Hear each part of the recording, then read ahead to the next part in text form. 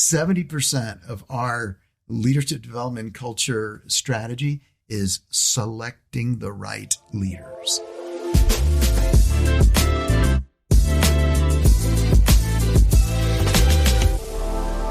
Welcome to the Imperfect CEO, a special series by the Faithly Podcast with your host, Reverend Adam Durso, and author Jim Brown.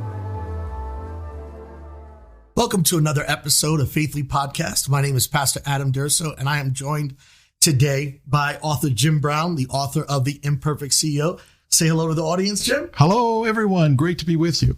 And my good friend for more than 20 years, he is the president and CEO at Compassion International, Jimmy Mellado. Good to see you again, Adam. It is so good to be with both of you. This series on The Imperfect CEO, we've been talking about the role of culture as a performance multiplier. Why don't you set that conversation up a little bit, Jim, and then we'll toss it to Jimmy, and I'll make sure I don't get you guys confused with the Jim and Jimmy thing. Well, we believe and we see that the difference maker has become culture in organizations, every kind of organization.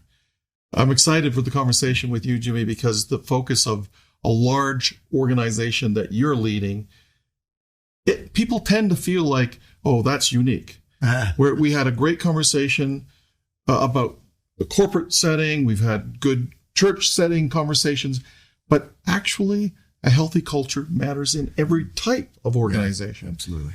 When people can feel like it's safe to be their best version of themselves, bring their best ideas, ask their hardest questions, admit where they need help, then we can work together and best things happen. So we're definitely wanting to dig deep into how you've been making that happen here at Compassion International, and apply those principles for any of our listeners. So what does a healthy culture look like in a large global NGO, Jimmy? Well, it is the foundation, like you talked about. And I remember when I came to Compassion, it's been 13 years now. As soon as it was announced that I was coming, I had breakfast with a university president. And no kidding, as soon as we sat down, he belts out a question. Now that you're going to Compassion, what's going to be your leadership what's going to be your vision for Compassion? Sure. And I was like, man, I hadn't even gotten there. It's like, geez. But I'll tell you, the first thought was, I'm actually not interested in my vision for Compassion. I'm very interested in God's vision for Compassion. Sure. So I need to be a student of that. I need to study and learn and listen and take in what God has already been doing inside of Compassion. This is a ministry that's going to celebrate its 75th anniversary next year. So a lot of history that came before me that I had to honor because that's what I was stepping into.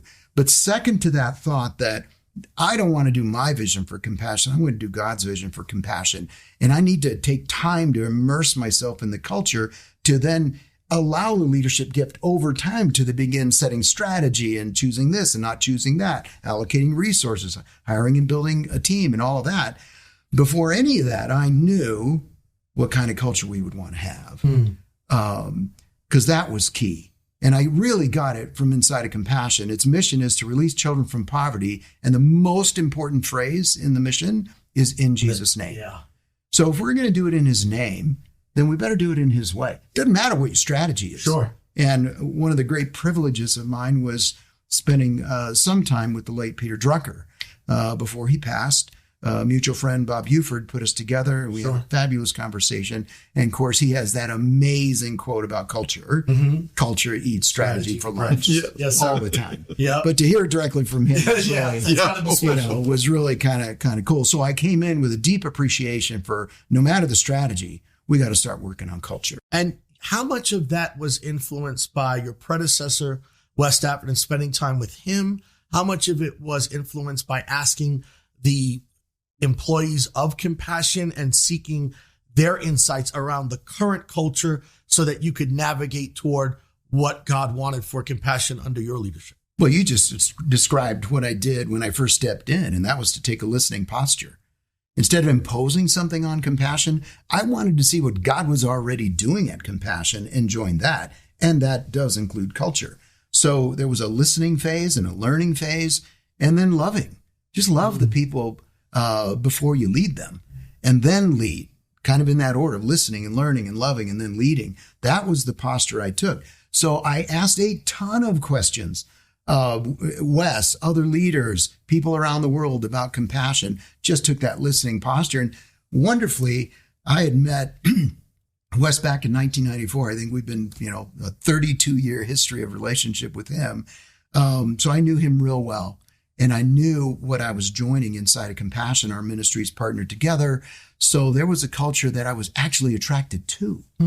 And so in terms of being intentional about culture, it was not coming from a position of throwing the old out and establishing something new. No, it was understanding what God had already been doing in that culture foundation inside of Compassion and just adding more intentionality around that. Because you never drift into great culture. Right. You just don't. You don't accidentally get there. And if you're trusting and hoping that it's going to turn out, it probably won't. So there were some real specific things that we did to try to not drift into maintaining the good culture that was inside of Compassion, because we did want to commit to, if we're going to do it in his way, if we're going to do it in his name, we must do it in his way. Sure. So that was kind of foundation. We brought Henry Cloud in, who's clinical psychologist, executive leadership coach, and has been with us ever since, coaching and helping us. And we entered into a very intentional process of asking our staff about our culture. Just ask people, describe the culture that we're in. And then we asked another question: what's the culture you would like to have?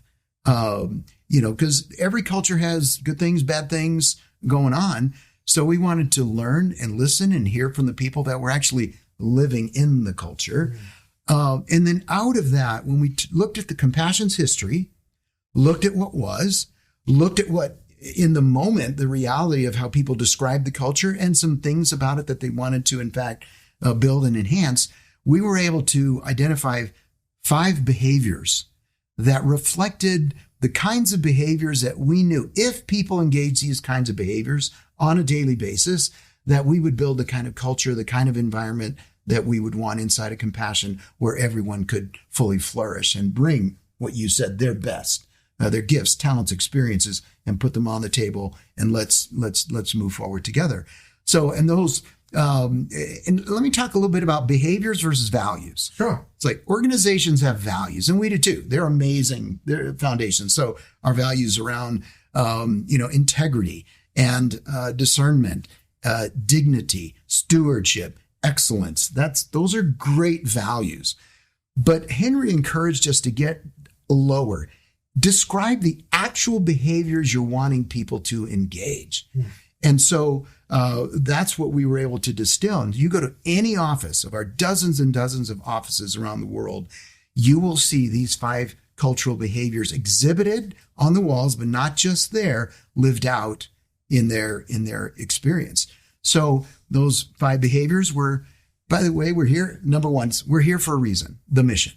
Like, we're here together because we have a mission to accomplish. And our behaviors around goals and accountability and doing what you say you're going to do, all that flows out of, we're here to get a job done. God's given us a mission. So our behaviors flow out of wanting to honor that mission. Number 2, we're serious about growth. Not just yours. We're serious about growth, ours and others.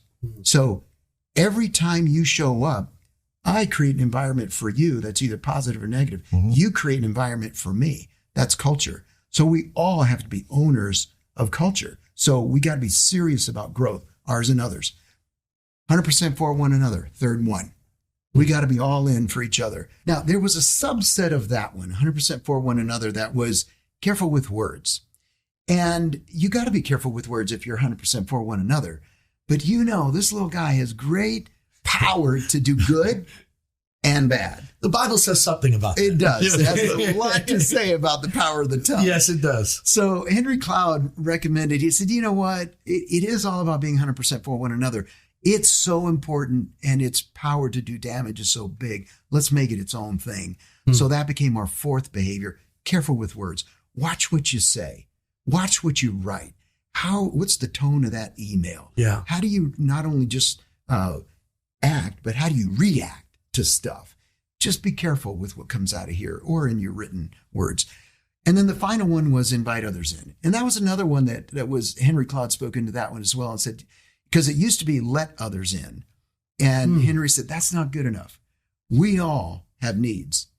And if you don't recognize you have needs, you don't invite others in. Now, taking a posture, if you want to give me feedback, I'll let you give me feedback. That's not good enough.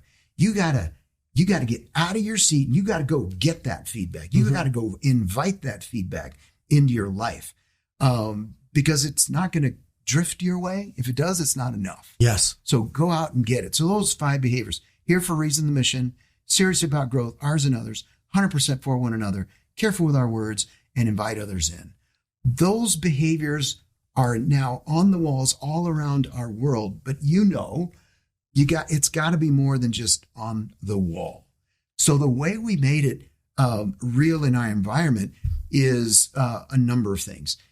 We started to engage practices that got institutionalized that force us to have conversations around these behaviors. So on everybody's performance development plan, mine included, we talk about how you doing with the behaviors. Is there one in particular you want to work on in this next season? Is there some we can celebrate that you've been doing great in, letting others in or inviting others in? Sorry, even I did it there. Inviting others in. So how are we doing on that? That's also with groups. You can't move together if this functional group isn't inviting this functional group into their plans. So it works beyond interpersonal. It's between groups as well. Are we living out these behaviors and have those conversations? We celebrate victories on our behaviors and let people know. I remember seeing one from Southeast Asia, and the group there was doing an amazing job with celebrating how others were expressing the cultural behaviors in their office. And then we measure.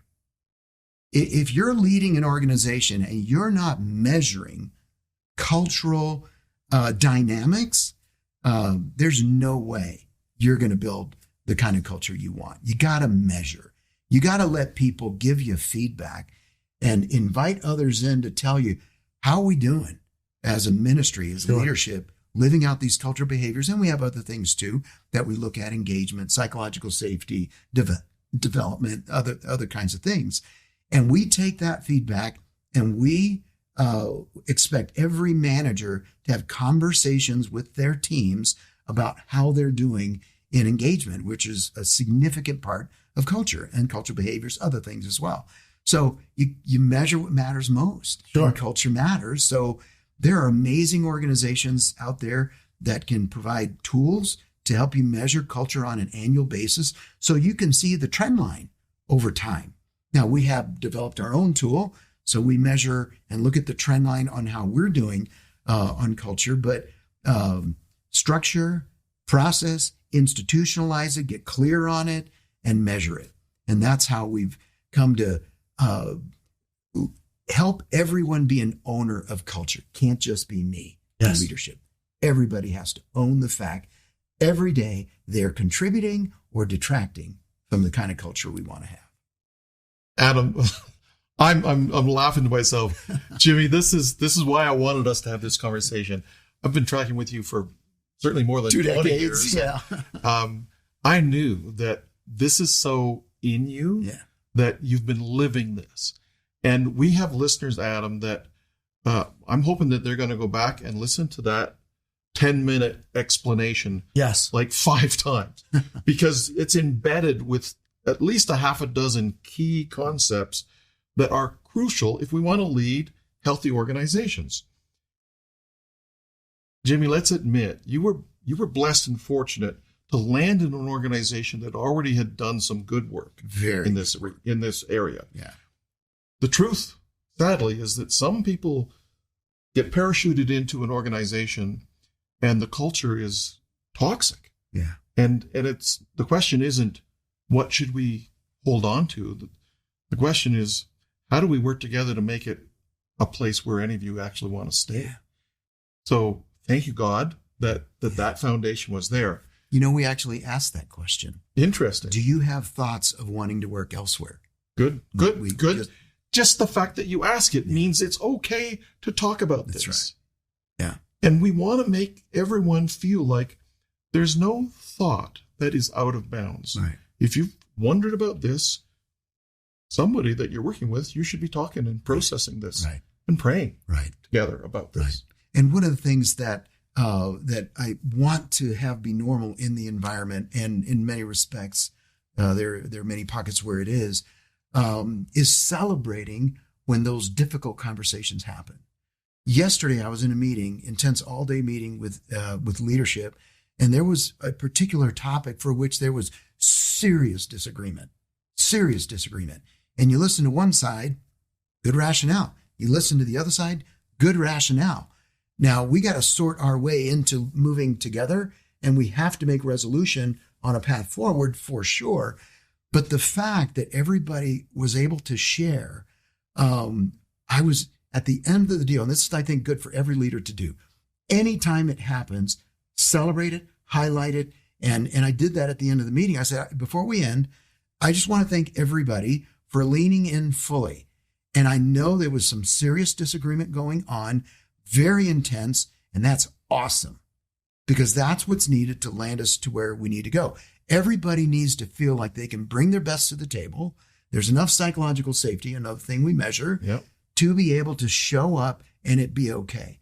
I have folks that help me on the words and talks and things like that.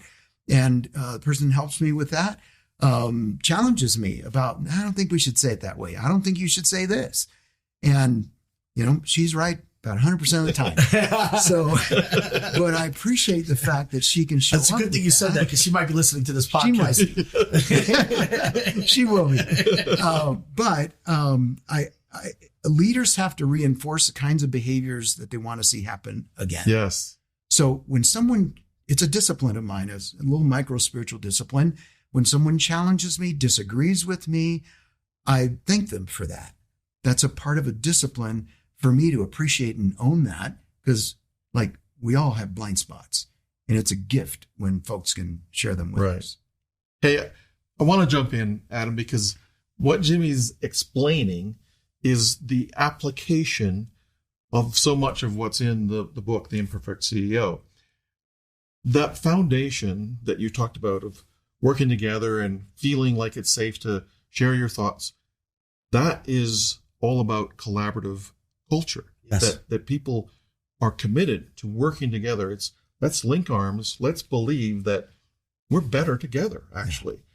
Let's try to get rid of any competitive spirit. Right. It's not about someone's better than someone else. Everyone's better than someone else in some regard. Let's make the best place where that can be evident, and we're going to build on that.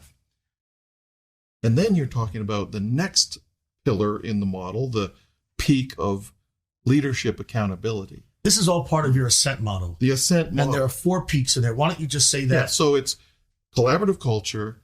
Then we go to leadership accountability, strategic momentum, and finally talent magnetism. So That's good. when Jimmy is describing what he's admitting to your communications person, that maybe that's not the best way to say it, and she's right 100% of the time, roughly. This is humility in action. I bet if we tracked the behaviors that you were underscoring for every organization, every office in your organization, that you are very intentional about exemplifying those behaviors. And that's what leadership accountability is all about. And you've heard me say, Adam, that surprisingly, that of the 4 peaks, that's the one that is usually the lowest rated one. The accountability. Yes. Wow. Which is actually a horrifying thought, because it is also the one that the leaders have the most control over. Explain that a little bit. I mean, you're saying leadership accountability is the one that's least likely to be instituted, and yet the one we probably have the most control over. Right. I can't control you can't control what 2,500 people across your organization behave like. You can only create the groundwork that makes it clear what those expectations are and foster a culture that makes it possible.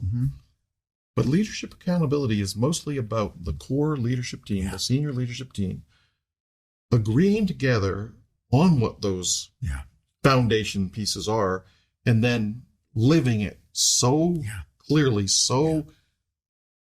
with such commitment that no one wonders, do they really believe those things? Well, I'll tell you where the rubber hits the road in a ministry setting, where we sometimes in Christian ministry settings, we suffer from a terminal case of niceness and not kindness. Yes. And Henry Cloud helped us kind of discern there's a difference between being nice and being kind. So big. Being kind is, I say hard things that need to be said. But I hold you do it in kind ways. In kind ways, for sure. Say it in love, truth and love, for sure.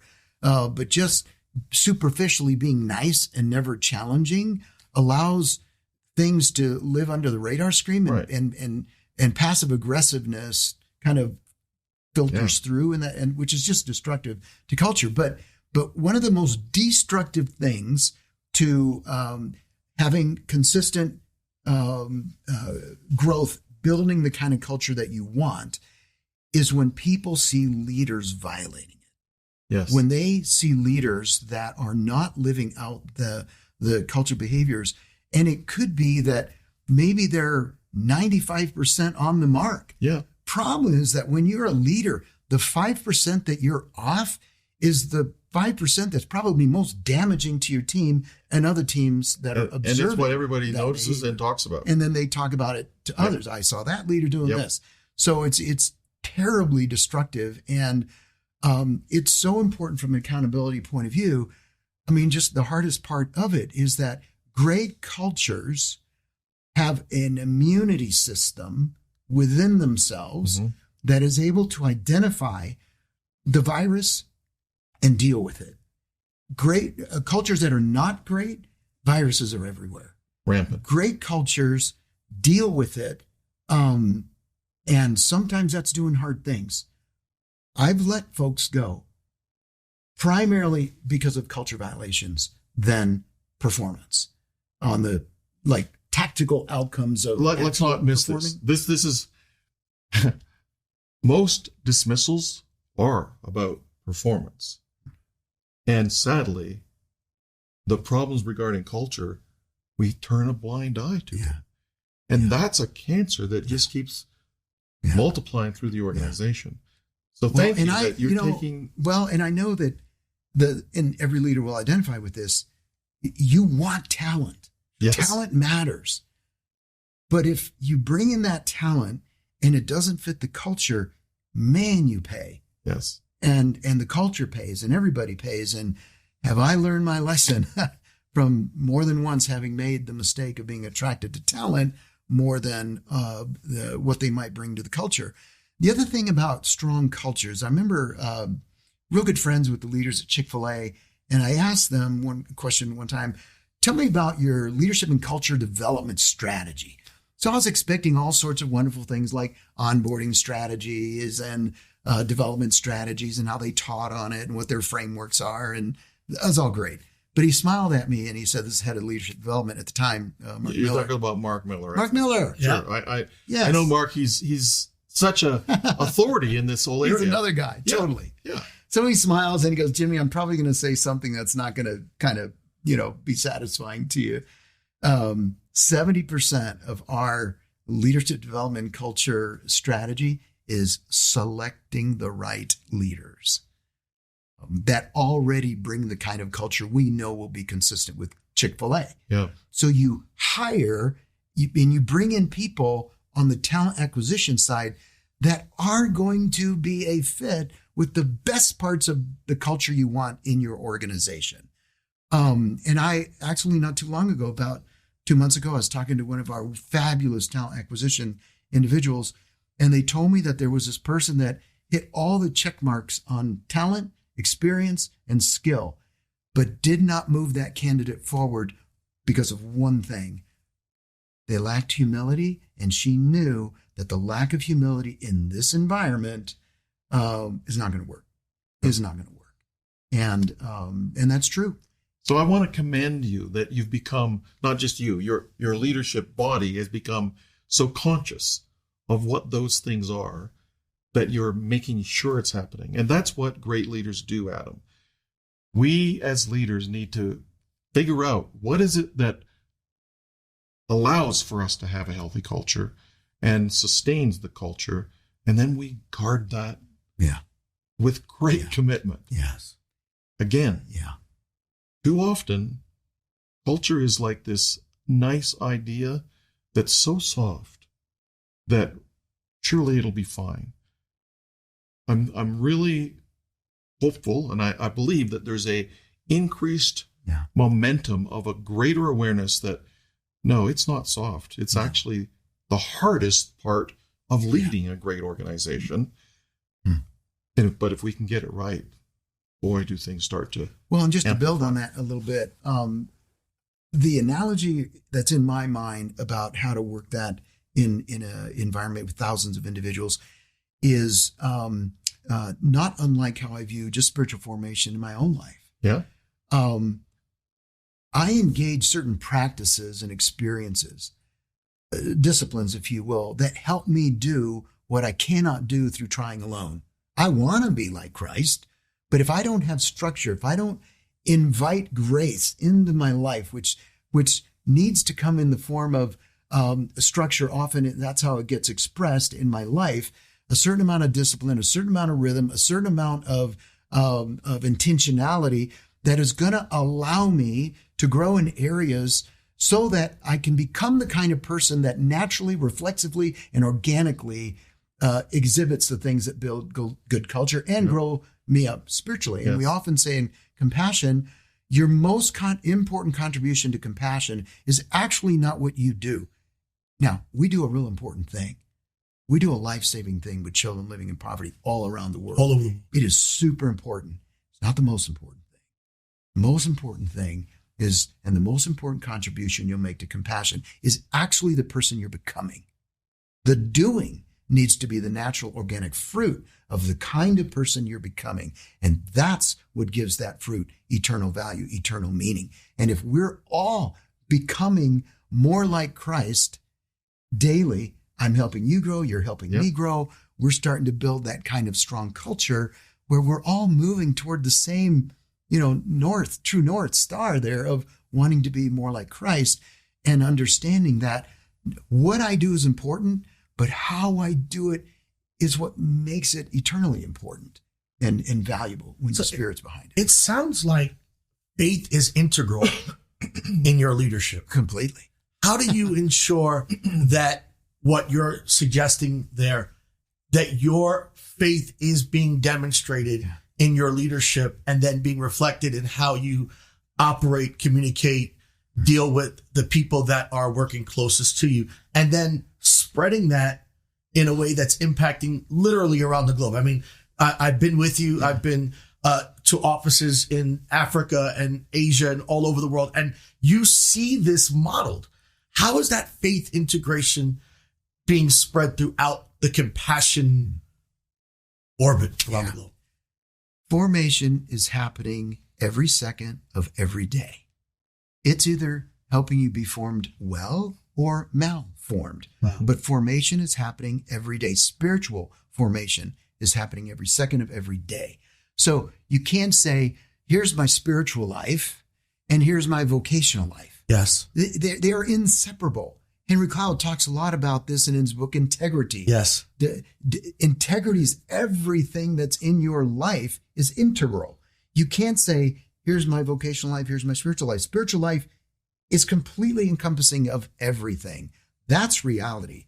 To live in that non-reality is, in fact, not living with how things really work. Right. Yeah. So if every moment is a moment for formation or not, then class is in session every day. Yes. Class is in session every second. I might get a horrible email and I go, man, now I got to deal with that. That's the last thing I needed. So I'm dealing with this bad email. My assistant comes in the door, has no idea I just read a bad email and I'm having to deal with that. If I take it out on her, Right. that is a malformed opportunity for my soul. And now I've affected her in a bad way as well. So every action, every reaction, how I write that email, how I respond, all of that stuff is in the context of formation class is in session constantly, and every opportunity is an opportunity for me to either be malformed or well-formed. So if it's true for me, it's true for all of us. Yes. So every opportunity is an opportunity for us inside of compassion to either malform our culture or well-form our culture. And then we each as leaders have the opportunity to see this development, this email, as it's not a distraction from your job. Actually, It's an opportunity. It's totally an opportunity for part of life. For Jimmy personally to actually exercise that he is fully surrendered to the Holy Spirit, and this is not going to distract him. He's going to be the best version of Jimmy in the power of Christ in that moment for yourself. But then you're going to work with the person that sent that email, because there's a formation opportunity right there. And then when your assistant comes in and you unintentionally bark at her, right, you either catch yourself or she catches you, and she's not punishing you or chastising you.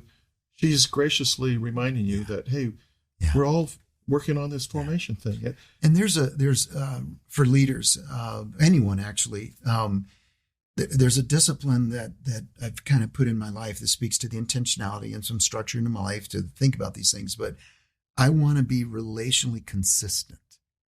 Doesn't mean I have to always be happy or whatever. But if I'm relationally consistent in my sadness as in my joyfulness, that's what I want to bring people. Mm-hmm. So they don't have to worry. Oh, is Jimmy having a good day today? Yeah, I don't know if I want to share with him this or that. Might not. How's he? So I want to learn how to be relationally consistent in the mountaintop and the valley, because that's what creates psychological safety on behalf of the people that are around that leader. Right. And another discipline I have in my mind is every day I feel like I figuratively put a working helmet on my head, because I'm going to be a wall wrecker every day to destroy the walls that are being built around me all the time just by being here another day. Yeah. And the longer a leader leads in one place, the more the walls get built around them. Sometimes of their own choosing, when people build walls around themselves, sometimes because maybe they're not doing it, but other people are building walls around them because, they're in that position. But nonetheless, walls are getting built. Doesn't matter who built them. I got to destroy those walls every day so that I can stay connected in community, because life and leadership are hard. Life and leadership alone is impossible. Right. You will end up in a ditch if you're trying to do this alone. Yes. So let your community in to help you do life so you don't end up in that ditch. What I keep hearing from the both of you is there's a distinction between progress and perfection. We're not aiming to be, Jim, I'll just say this. You're building this imperfect leadership movement. Yes. I'm so glad it didn't say perfect, because in 30 years of my leadership, perfect doesn't show up on Adam's radar anywhere. Well, that's what attracted me to the book in the first place a long time ago. He's admitting reality. That's I like this guy. So when the audience is listening in on this and wants to find out more about the Imperfect CEO, which is not just for CEOs, it's for imperfect leaders, where do they need to go so that they can find this information and dig into the book itself? I would encourage them to visit the website imperfectceobook.com. Can you say that one more time? imperfectceobook.com. There's resources, links to videos that they can watch and learn a bit more. There's also some packages where if they would order some books, they actually get a whole bunch of other tools that will help them not just understand it, but implement these things. It's my belief, Adam, that a critical piece of changing culture or forming culture is helping everyone have the same shared language. And this can be a tool. If you're trying to figure out, well, how do we create a healthy culture in your organization, I'd encourage you to That's good. buy a bunch of these books and start using the resources that are available that allow you to use these books to have conversations about, so what does a collaborative culture really look like? How do we make that happen in our organization? It's really tools to help them go through the kind of work that you did with Henry's great help. Wouldn't it be wonderful if not just a dozen organizations did this? Because here's the thing, and I'm sure that you've experienced some of this, Jimmy. When people come to work, they're either going to have a day that makes them feel better about themselves or not. Yeah. And then they go home.